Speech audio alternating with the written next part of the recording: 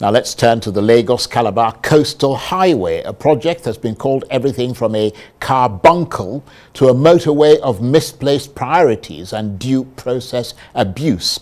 And many, including the Premium Times newspaper, insist that at a time when Nigeria's economy is bleeding profusely, there must be better areas to plough this country's meager resources into.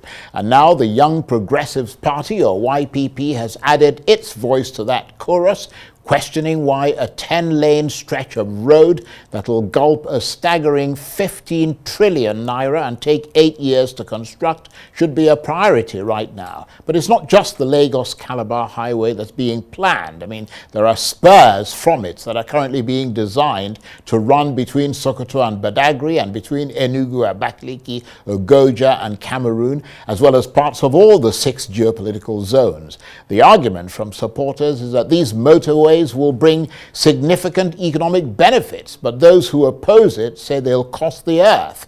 And a virtually bankrupt Nigeria simply can't afford it right now. In addition, they say, a myriad of questions have arisen about the circumstances surrounding the award of the contract.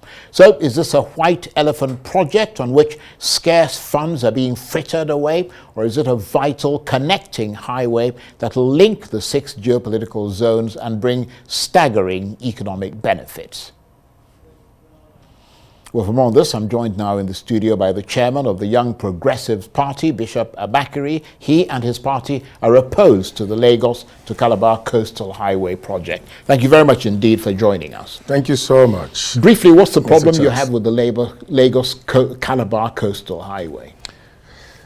Well, I think we have to discuss about nation building, and I have a problem with this gigantic project intending to be executed by this government. We feel that it's not expedient, and it is actually not a priority at this moment, that we are faced with the reality that the government should begin to look inward to address those realities. And what are the realities? Charles, you and I know today, as we speak, about 10.5 million children are out of school within the age of 5 to 14. What that means is that it's a danger that is looming. Where our children are out of school, that is a priority. You've just mentioned the humongous sum amount of money, you were saying 15 trillion. From our own research, it was 15.6. That was what the minister said. 15.6. More than 15 million. 15.6 trillion. Break that money into, 4 stages and give it to power that we don't have today. Just give 3 trillion into power. Give another 3 trillion into education. Give 3 trillion into security. And you will see the multiplying effect that this will generate. In the well, to be fair, and I'm going to play the devil's advocate, to be fair, Bishop Amakiri, yes, you've mentioned 3 things, and everything you've said is very important. I mean, electricity. I was coming into the health. Electricity. No, I know. I mean, I know the point you're making is just that we need to kind of gallop ahead. Yes. I mean, the fact is that one of the things that you have complained about, I mean, we've had you sitting here many, many times, is the lack of infrastructure, such as good roads, yes, in Nigeria, yes, and how that gets in the way of everything from tourism to economic development. But now that a plan is afoot to improve infrastructure, you're railing against it, and it's even got a railway line attached to the entire thing. I mean, don't you see the benefit of having a road like that? You have to remember that it's got spurs from Badagry. I mean, in addition to the Lagos to Calabar, you got Badagry to Sokoto, which will connect the southwest to the north central and northwest. And there's another spur which will connect Enugu, Abakaliki, Ogoja, going to Cameroon. And that connects the southeast to that coastal road. Then it also goes from Enugu to Benue State, to Nasarawa, to Abuja. So the Lagos-Calabar Coastal Highway is not just a motorway, it's an arterial road network that will connect the 6 geopolitical zones. How can anyone quarrel with that in a country that needs infrastructure to get economic development going? If you're talking about infrastructure, I just mentioned to look, okay, let us anchor even the conversation. No, I'm saying that you have to start. I mean, I'm not saying that the things you mentioned are not important. No, it's okay. I'm saying that roads are equally important. It's okay. Let's anchor the conversation on even the roads infrastructure you're talking about. Roads infrastructure, ask yourself a question. I'm not a Ghanaian, I'm a Nigerian. Virtually most of the states, I've been to almost all the 36 states of this country. I travel by road. I like traveling. I enjoy, traveling by road. We have not fixed even the roads that most of the common citizens travel through. And you're talking about the cost. How many people are going to apply? I'm not saying, we say it is a very laudable project, very laudable initiative. But can we deal with the present priorities, the realities? Yeah, but Bishop, you've got to remember. Now, if you're talking about the road infrastructure, over the years we've been hearing about the East-West Road. The East-West Road is still there, so dilapidated. You can't travel from Edo, from Benin to Port Harcourt or Bayelsa, let me say, even to Delta State on a very, very smooth road. Yeah, but it's you can't travel. Now, look, how many roads? I can go on to, excuse me, you can't travel even from here to Enugu on a very good smooth road to Enugu. No, I understand So that, and I'm not about? a spokesman for the government. I said my job is to play the devil's advocate and reflect the other side, because the other side are not here to represent themselves. The fact is that the minister has said that it's not, this road is not being built in isolation. It doesn't mean that they're going to stop doing all the other roads in Nigeria. And you talked about the cost. On the face of it, 15.6 trillion naira.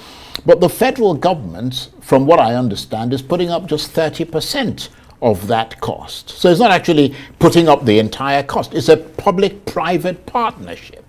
And they're putting up 30%, and the partners, the private partners, are putting up 70%. So is it for free? Is the 70% for free? No. What I'm saying is that there'll be road tolls and all kinds of ways that they'll get still the taxpayers' money. Yeah, that is going to be used to be paid. But you need to weigh that cost against the benefits. I mean, let's look at, you're Young Progressives Party, you guys have talked a lot about representing young people, and one of the big things you talked about in the last election was unemployment, that you've got to employ young people or this country is a ticking time bomb. Well, look at the new jobs that will be created. Already at this stage, thousands of direct and indirect jobs are being created just at the stage of the first phase of 47 kilometers, which is essentially within Lagos. Think of the businesses that will spring up as a result of this highway that will go through 6 geopolitical zones, either directly or as a spur. Think of the maintenance of the roads beyond the construction. Then think of the new industries, petrol stations, gas filling stations, mechanic workshops, shopping centers, restaurants, hotels that will all spring up along the axis of that highway. You are speaking like someone who is a spokesperson of No, I am not. I am looking at, I have assessed the potential benefits, and I'm saying to you that these are potential benefits, and I want you to react to that. This project is not a realistic project that will see the end of it within 8 years. Let's assume even if President Tinubu is going to get another year, but which I don't know, is God that gives that power. In the first 4 years, can they even finish this project? Is it a realistic project? Forget about what we see on the paper. I'm telling you what we need now as a people. Yeah, but you can see that the construction is taking place as we speak. And if you remember, I mean, I don't know if you recall this, many people argued the same way against the third mainland bridge in Lagos, when it was arguing that it was a waste an avenue for corruption and that it wasn't needed, given that you already had two bridges connecting Lagos, I think Echo Bridge and another bridge or whatever, connecting Lagos to the mainland. But nobody can argue about how vital, Charles, the third mainland bridge is today to the economy of Lagos. I maintain my stand, we maintain our stand as a party, that this project is not the immediate priority that Nigerians need. Well, I mean, this project is, for me and for us, we see it as an avenue of trying to, maybe pacify some people. How do you mean pacify some? You don't pacify some people by spending 15. No, when you are giving project, when you are giving, that's a rather big way to. When people are already attacking the government, that the manner in which this project was awarded did not go through the due process. I agree with you. So if I use the word pacify some people, some of them might be some politicians who are to the mercy of the president or the government. And don't forget, we play more of politics in this country than governance. And why did I say so? A situation where any government comes in, particularly the two governments that we have experienced over the years, PDP and APC, under those, what they continue to do is to see how they can bring their people, what they call it, they say is political empowerment. They empower them because the next thing they think about is the next election. They don't think about the next generation. They think about the next election. And that is the point I'm coming from.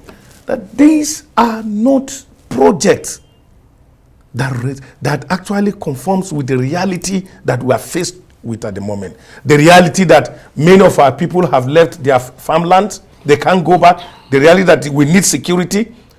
If you can go into even recruitment of militaries and police in this country, we know what is up. Go into Ajakuta, even this Ajakuta still, and see how you can revive it and bring it into limelight. But the fact is that this is not being done in isolation from those other things. You see what I mean? When you are talking about in isolation, if you do something like this, it's an opportunity to say, it's a bit like when Nigeria had its debts cancelled, okay, by the international community. They had to pay a substantial amount of money in order to have that. When you are talking about this in isolation, how many projects have this government been able to start, even though they are about a year old, but whether they started the Lagos-Calabar coastal highway. Whether it's a year old, it's a continuity of the APC. Right, they've started that. But I have to say that I agree with you that there are issues around due process. No one can deny that. And the award of the contract. There are questions. I don't want to go into name mentioning. There are questions about there are questions about whether it went through a competitive bidding process, which it didn't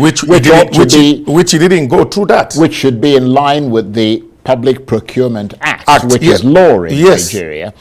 Obviously, there's got to be transparency, accountability, value for money. I don't disagree with any of those things. And if they sidestepped the public tender competitive bidding process, then you're right to ask questions. That's why you're a member of the opposition. And there are also issues around environmental and social impact assessment. If we can even invest in our rail lines, connect the rails across. When I was growing, we used to take a train from Zaria to Enugu and then proceed either to Port Harcourt or wherever place I'm going to. Now, those rail lines are no more available. If you can connect rail lines across the geopolitical zones of this country, I tell you, the viability that will spring up with. You see, nobody's disputing those points. But the fact is that you can't wave a magic wand. If you've ever gone to the railway system and know that the kind of rail that Nigeria had, you would need to completely change the entire structure to bring it up to date. Okay. So the question now is, whether or not this kind of road infrastructure that's being done, I mean, think of tourism, think of all the places that you can travel along that road and be able to get to that you never could have got to before. And the existing roads would never get you to those places. So you actually need a structure like this, after which, you know, other things will come from it. But the fact that I agree with you is that you can't ignore all the other things that are existing in Nigeria, all the other roads. There's an argument to be made that those roads are falling apart. And that is what I'm saying. That yeah. So it's got to be done side by side. But you need to modernize. We are not seeing the It's not just maintenance. We are not need to modernize the infrastructure. You need to modernize it. Move it forward. You've just said that it's the project is being taken side by side with all other ones that could still be ongoing. But we're not seeing that reality in place. Well, we as you said, we are not seeing. As you said, and I'm not a spokesman for the government, so don't start yelling out there now that Charles is speaking. I am not. I'm simply an objective analyst. And what I'm saying to you is that this government has been in power for just coming up to 1 year. No, there is a continuity of the past government. Well, clearly they've demarcated themselves from the past government. They are 9 years. Technically, you could make that argument, but we know the way politics works in Nigeria. So let's be straightforward and honest about it. Let's see what happens in the next year or so and how far things go. I want to thank you. I apologize that we didn't have that much time to actually talk more about this, but it's a good thing that you came and made your point, because it's a very important point, and it must not be discounted, because Nigerians must keep across what our position still remain that this project is not. Yeah, that's fine. You've made that point. It's not expedient, and Bishop, and it's not a priority for now. Right, Bishop Amakiri. Let's channel our energy into security. Right, he's the chairman of the Young Progressives Party. And he was with me here in the studio and clearly opposes the Lagos to Calabar Coastal Highway project. That's it for this edition of Arise Prime Time. Join us again tomorrow from me and the entire team here in Abuja, Lagos. Bye-bye, and thank you for watching.